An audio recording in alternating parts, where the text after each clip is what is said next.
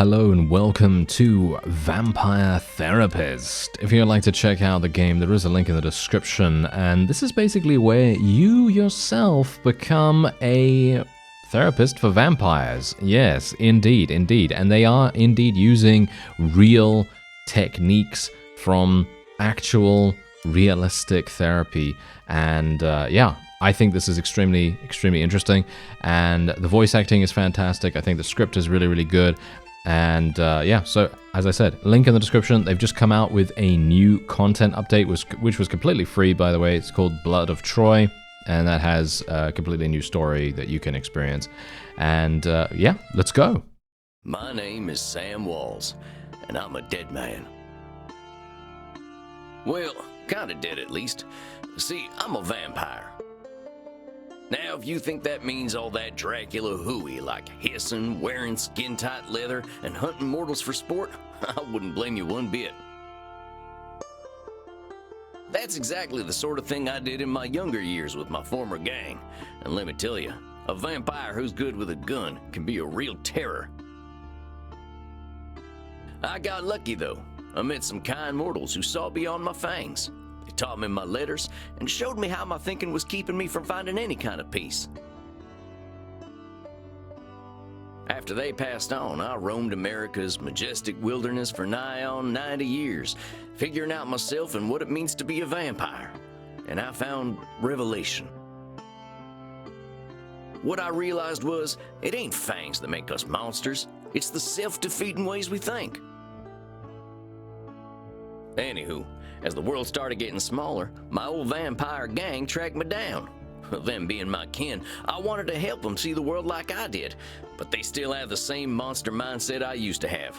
Good thing I'm a quick draw. But I got hooked up with this newfangled internet thing and found a vampire who's helping my kin find their way. A fella named Andromachos, supposed to be 3,000 years old. He invited me to come out to Europe to learn from him. I figure someone older than time has got to have the answers. I'm going on a trip, I guess. This feels like my opportunity to do some good in the world. I've been lucky, and now it's time to give back.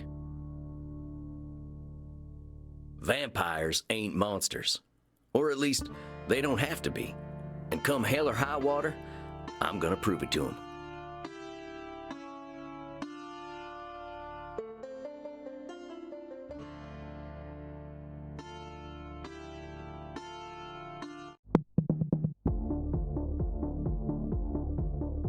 Well, I think this is the address.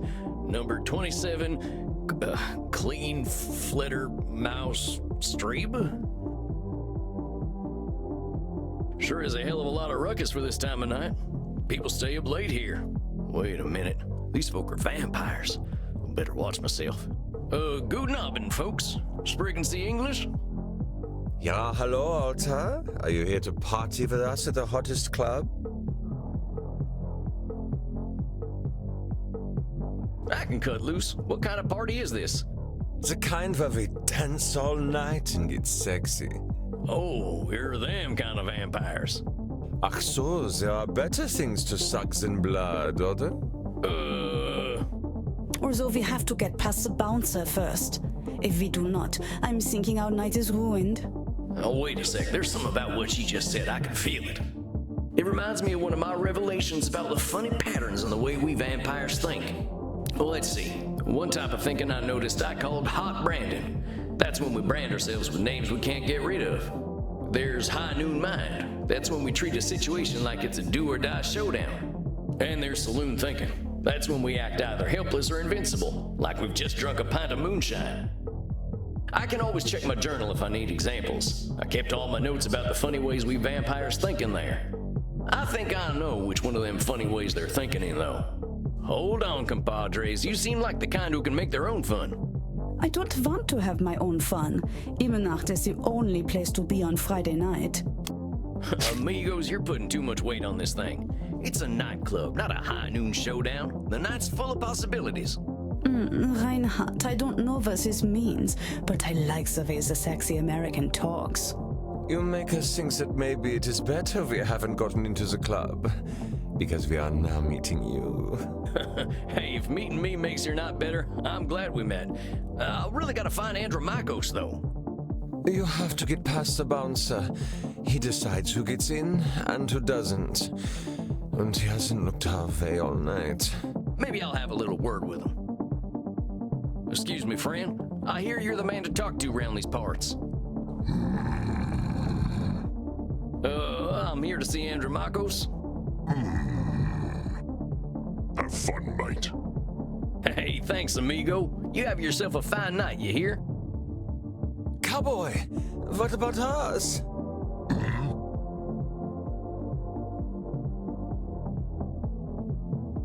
Yeah, sure, they're friends of mine. Have fun, mate. Well, come on, you two. We ain't got all night. Yeah! Dang, awful loud in here. Come on, my liver, dance with us! Well, you kids have fun. I'll catch up with you later. Tarnation, I'd rather hear a gopher giving birth than this. I'd better talk to whoever's slinging drinks in this here saloon. They ought to know where Andromachos is. But pardon me, ma'am. Well, well, look at you. We get a lot of 80s fashion in here, but not usually the 1880s. What can I get you, cowboy? The special's Red Bull and vodka. You down? I never drink Red Bull. I'm actually looking for the owner. He around tonight? Might be. What do you say your name was? Sam Walls, begging your pardon. Sam Walls, huh? I don't think I know anything about a Sam Walls. After all, I'm just a know-nothing bartender. From where I'm standing, I see someone with style and confidence, not just a drink machine. Don't go branding yourself like that's all you are. Don't you go worrying about me, cowboy. The man upstairs warned me you were coming. I was just testing to see if you are who you say you are. Tell you what, let me give you something from our special reserve. I don't think you're looking for booze. Well, thank you kindly, ma'am. I was wondering where the blood was. I met some vampires outside, so I figured this was a vampire club. You met some goths, honey. They're here to dance and have fun. So all these people are mortals? How do you think the head vampire gets his blood? They can't wait to share it with him. It's a special experience. He's the only real vampire here. Well, him and Bert. Bert? You met him already. Bert, shuffle on over here. This one's here to see the big guy. Show him upstairs, okay? Have fun, mate. Good luck up there, cowboy. Hope you find what you're looking for.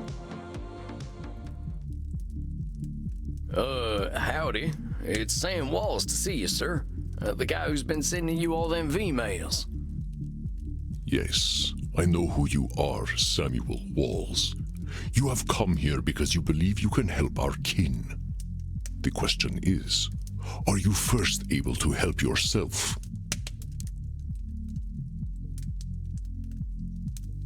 I don't know that I can help myself, but I'm trying my best. Then you have already learned the most important thing I can teach. We all need help, Samuel. I am pleased that you have come to receive mine. Dang, you scared the heck out of me. You must allow an ancient vampire his games. He will play them regardless. Please, sit down. What an absolute pleasure it is to meet you at last. I found your messages most intriguing. Afraid there ain't much here in the way of intrigue. I'm just a lonesome cowboy looking for answers. You know, I receive emails every day from vampires seeking my help. You are the very first to seek my aid in helping others. This alone makes you intriguing. Well, dang. I think you're gonna be sorely disappointed when you get to talking to me. I'm just honored you're giving me the time of night. I have unlimited time, Samuel. I am pleased to share some of it with you. Our kind can be rather set in their ways. It is inspiring to see someone so young and eager to learn. Yeah, well, I wasn't much for learning when I was alive. Just making up for lost time, I guess. It sounds as though you have been handling your own life better than most. I was particularly intrigued by these revelations you had while walking in nature. Oh yeah, them. Well, I give walking the credit. Nothing sorts my thoughts out better.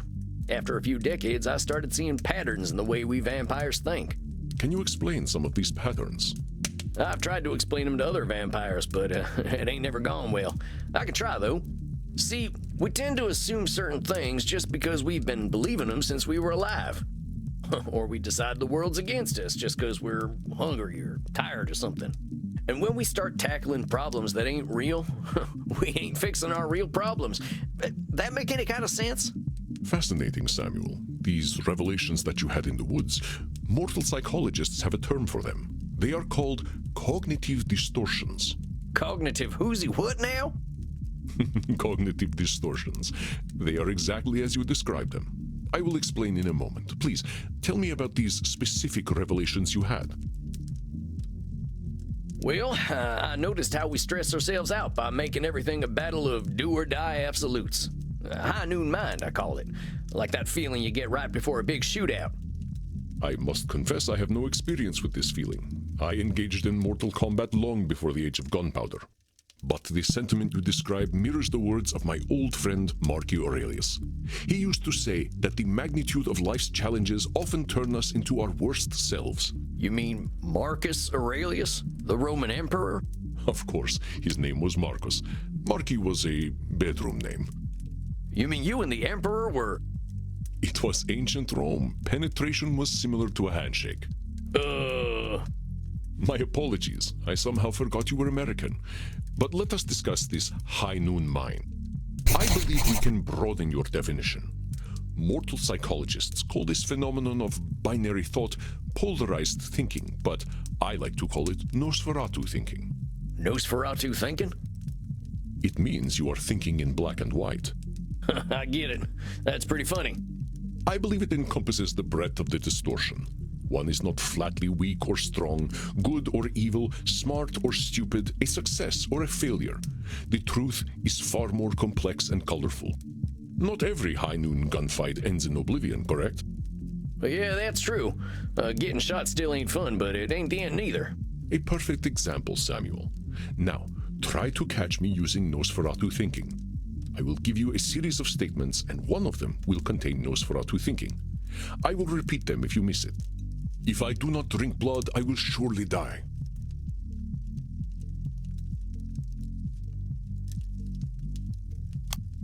Is that Nosferatu thinking? No, Samuel. In this case, I am not arguing with reality. If we do not drink blood, we die. This is a fact of being a vampire. Let us continue. Death eventually comes for us all. Mortals will always fear our kind. That's Nosferatu thinking right there. I've met mortals who knew who I was and weren't scared. Very good, Samuel. And even if you hadn't, to say mortals will always fear us ends any hope that they might not. Always is such a terminal word, is it not? Would you like to discuss more of your revelations with me? I realize that as vampires, we can get the feeling of the power that comes with immortality and strength, but then we get hopeless and aimless over time. It's kind of like the fella you see in the saloon at the bottom of a bottle of whiskey. Either he thinks he can fight everyone, or he's crying into them last drops because he thinks life's hopeless. It's saloon thinking, two extremes that probably ain't true. A fascinating observation, Samuel. Your saloon thinking was described in my time as the battle between hubris and nemesis, the twin excesses of arrogance and self-pity. Oh man, it make me wish I'd gotten some schooling. Maybe I would have figured this stuff out earlier. You live forever, my friend. There is no rush. What you have identified is a phenomenon where individuals perceive either an illusion of control or a lack of control. Mortal psychologists call this phenomenon you have described a control fallacy. Rarely do we have complete power over our situations or no power at all. But we create this illusion that stops us from attempting to change our perceived situations. Yeah, you're right about that. I used to think I'd never get away from my gang, and maybe that's what made me stick with them for so long. Yes, you see how cognitive distortions keep us from facing reality, whatever that reality may be. Of course, I am so old and powerful that I am always in control. You're testing me, ain't you? That's a control fallacy right there. Well done, Samuel. I am indeed very powerful, but the cosmos holds no awareness of Andromachos. Of course, as you expertly pointed out with your analogy about the man at the bottom of a whiskey bottle, a control fallacy can be positive or negative.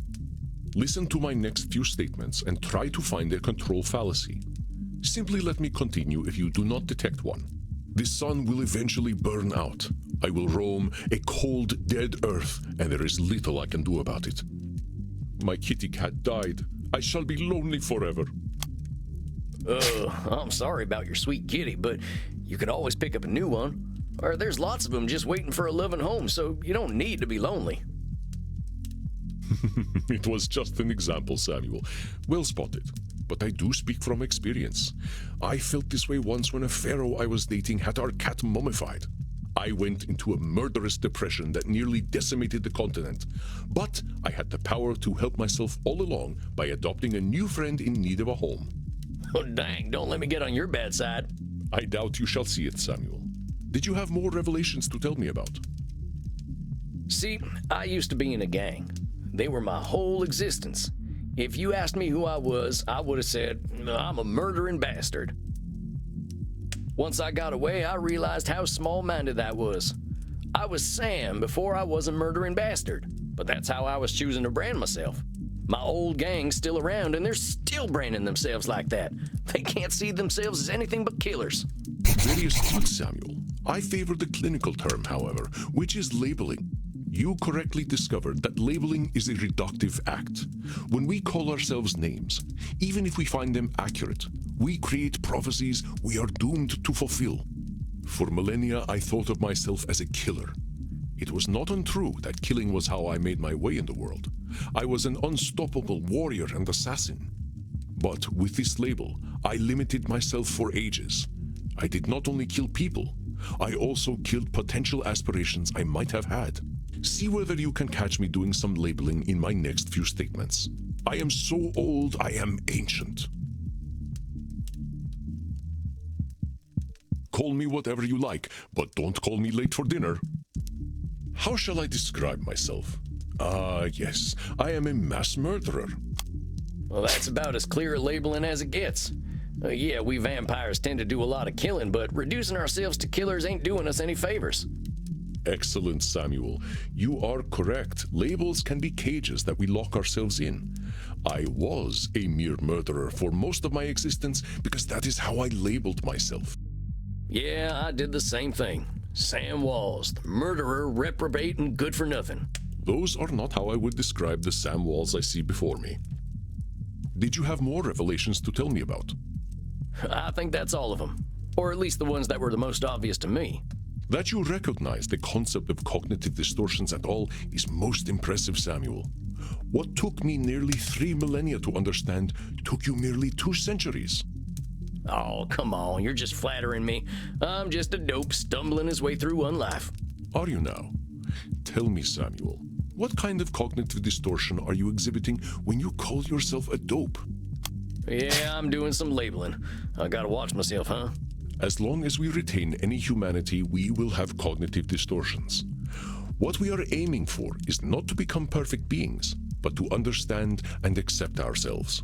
As long as we can recognize cognitive distortions, we can address our real challenges. One cannot drink blood from a straw man, after all. Huh, I ain't never heard that one before, but I like it. If it helps solidify the concept in your mind, then I am well satisfied. I know you came to learn from me, so I will do my best to honor your good intentions. Let us ensure that you understand the concepts of labeling, control fallacies, and Nosferatu thinking. I will give you a series of statements, and each one will contain a cognitive distortion for you to identify. I will begin. If I invite over my vampire friends, I know I'm going to have to deal with guano all over the place when they turn into bats at the end of the night. Well, that ain't right. He's acting powerless, like a man clinging to the whiskey bottle. What'd Andromaco say that distortion was? If I invite over my vampire... Well, there's a control fallacy, sir.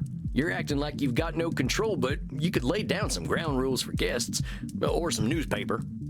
Or express concern to my friends that they have not been toilet trained. Very good, Samuel. Let me try another. I am Andromachus, the ancient darkness, the scourge of the Mediterranean, the mortal's bane. Well, that's definitely some intense labeling. Those are some hard names to get over. You are not wrong. Those names followed me for millennia. It was most stifling. Let me try another then. If my club's revenues do not significantly increase, I will end up living on the street. That there's got to be Nosferatu thinking. There's a huge space between making a ton of profit and living on the street. Indeed, you are correct.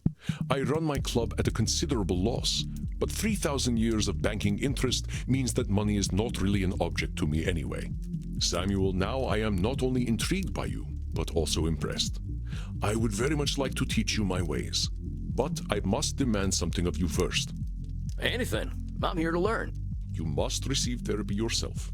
I will not have you seeing clients without a commitment to your own mental health. Oh, now, hold on just a minute. I don't know that I need therapy. I'm feeling pretty good about myself these days. Samuel, we all need therapy to live in this world. You have been speaking in cognitive distortions since the moment you walked into my office. I have. I didn't even notice. They are most insidious, but I am here to help you identify and challenge them. You have walked alone for too long, Samuel. Allow me to share my experience with you. Well, all right, if you say so. I appreciate your taking the time to work on this, old cowpoke. We have all the time in the world, Samuel. But for now, you must be eager for something fresh. Please, dance, drink your fill. We will begin tomorrow. Okay, then. Well, sir, it's been an honor. You don't have to call me sir, you know. All right, then, Andromachos. Andromachos. Hey, Andromachos. Just call me Andy. All right, Andy. I'll see you tomorrow then. Dang, look at all them mortals, sweating, blood pumping. I am thirsty. There ain't no power on this earth that'll get me on a dance floor. Alright, so that is indeed Vampire Therapist and the wonderful, wonderful experience that you are going to get out of this game. And I gotta say, I actually feel like this is extremely well done. I feel like the voice acting, as I said before at the very beginning of the video, I felt like this is so incredibly good. They have some great actors in here. The script is very, very good. And they are also making everything very understandable in a very easily digestible way, but it is also obviously, as you might expect, quite cerebral. It is a cerebral experience too, so if you yourself are any bit interested in this, I would highly recommend just going through the link in the description. There is a demo available for the game as well, so you can actually just try it out yourself if you so desire, and if not, you can add it to your Steam wishlist at least. This is very, very cool. And eventually you're going to be treating your own patients. You're going to be, using, all the therapist techniques that you're going to be learning here. And maybe you're going to see some stuff yourself that is actually going to help you in your real life. Maybe. Obviously, you shouldn't really do that from a game, but, it's actually very cool. I like it a great deal. So, anyway, link in the description if you're interested. I thank you very much for watching, and I'll see you next time.